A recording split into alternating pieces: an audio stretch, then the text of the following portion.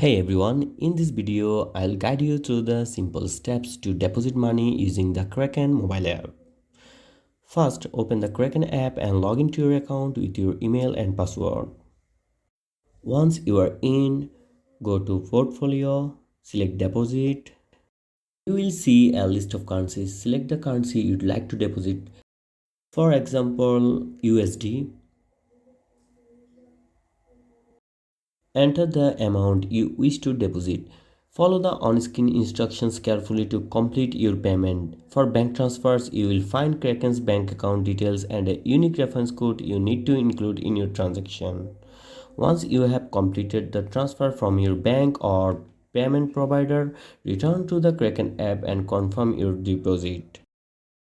Deposits might take a few minutes to several hours to process, depending on the method you choose. And that's it. If you found this video helpful, don't forget to like and share it. Thanks for watching.